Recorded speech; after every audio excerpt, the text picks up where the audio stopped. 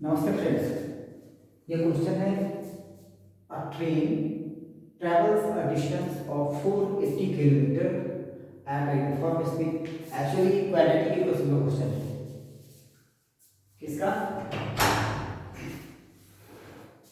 ये quadratic equation का question है। क्या train travels a distance of 480 kilometre at a uniform speed if the speed had been 8 kilometer less, then it would have taken 3 hours more।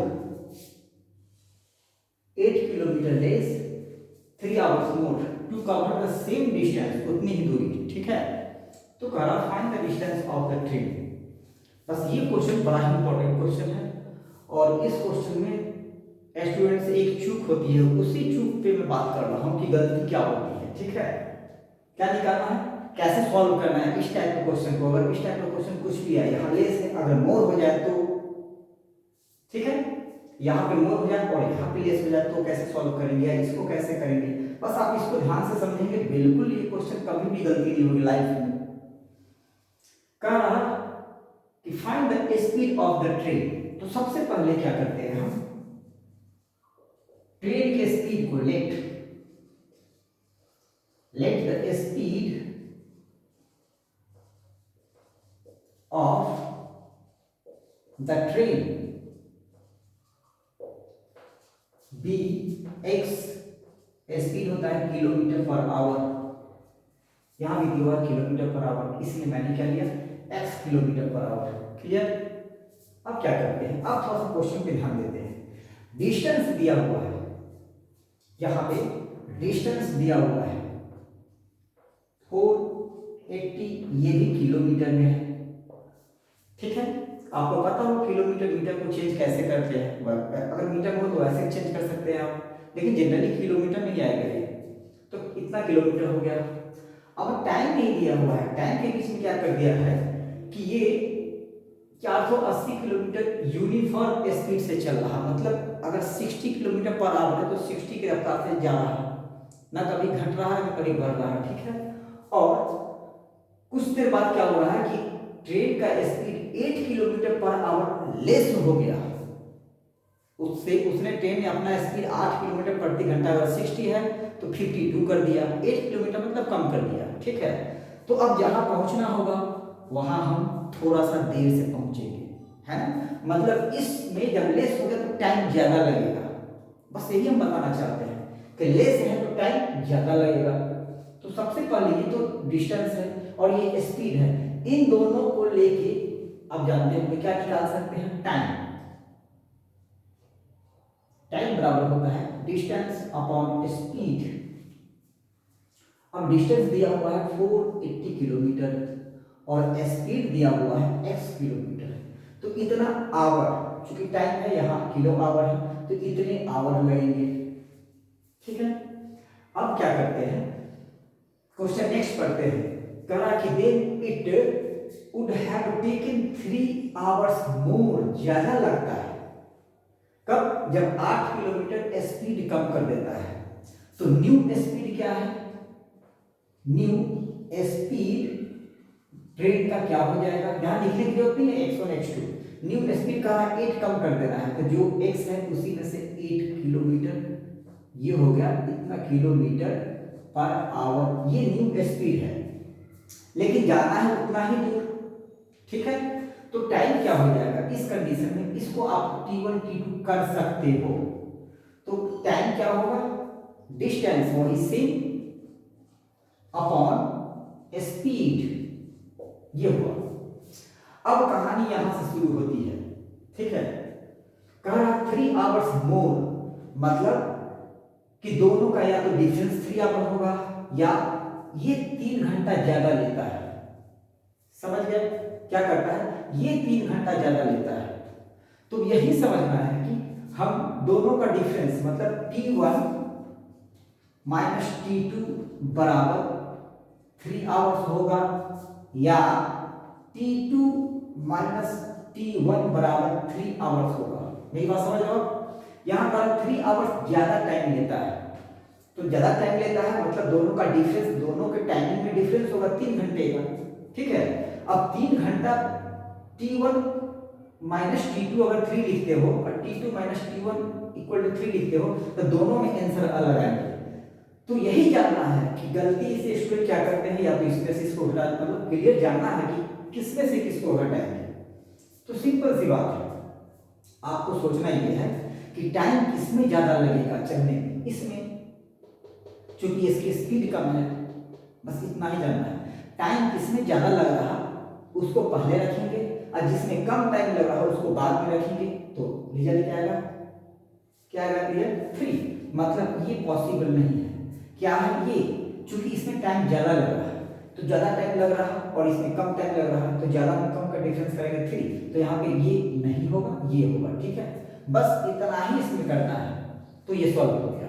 अब क्या होगा, 480 upon x minus 8 minus 480 upon x equal to 3, बस यही करना है, फिर बन जाएगा।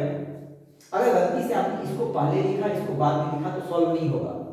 मेरा क्वेश्चन करवाने का यही एक रीजन है। स्टूडेंट अच्छे स्टूडेंट जानते हुए भी यही गलतियां कर जाते हैं, बहुत सारे स्टूडेंट कर जाते हैं।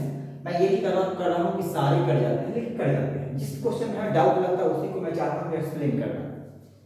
तो अब इसका एलसीएम ले लोगे आप, तो एलसीएम क्या आता है, x और x माइनस 8 दोनों का, दोनों लिख दिया। इससे ये कैंसिल, तो बच जाएंगे x। अब इस x को न्यूमरेटर में मल्टीप्लाई करते हैं तो क्या आ जाएगा, 480x, माइनस है तो माइनस की साइन, ठीक है। अब इससे इन दोनों में डिवाइड करोगे तो x कैंसिल हो जाएगा, ठीक है। बचेंगे क्या, x माइनस 8, तो x माइनस 8 इंटू 480। अब इसमें चूंकि ये दोनों हैं तो दोनों को साथ ही में ब्रैकेट में लिखेंगे, ये गलती नहीं होनी चाहिए, ये गलती नहीं होनी चाहिए। यहाँ पे 480 इंटू एक्स और यहाँ पे 480 इंटू एक्स माइनस 8, ठीक है।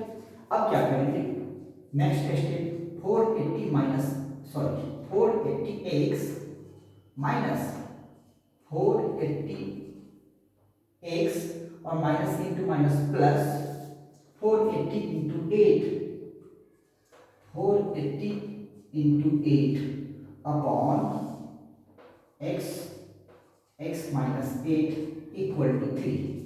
अब ये दोनों तो कैंसिल हो जाएंगे, 480x माइनस 480x, ये दोनों कैंसिल, ठीक है।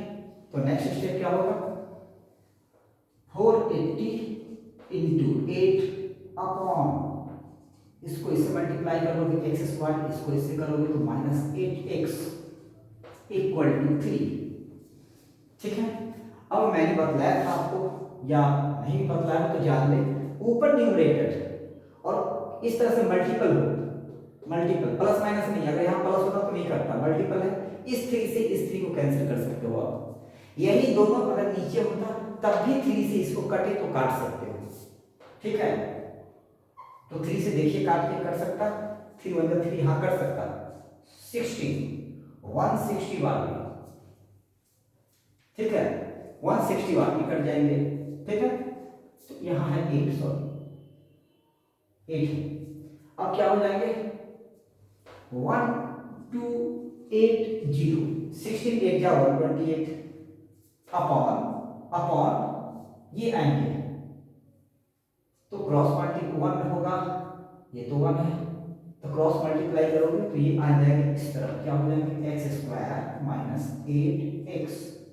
अब इसको उस तरफ ले जाओगे, इसको उस तरफ, तो क्या हो जाएंगे,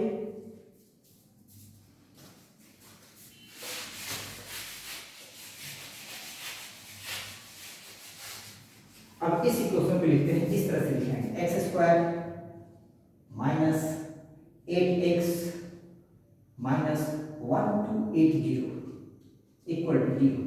अब इसको क्या करते हैं, इसको इसके जो कॉफिशिएंट है उससे मल्टीप्लाई करेंगे तो है 1, तो 1 से मल्टीप्लाई करेंगे तो 1 into 80, इसको फैक्टराइज करेंगे 2640 320 160 80 40 20 और ये आ गया 10, 2 से 5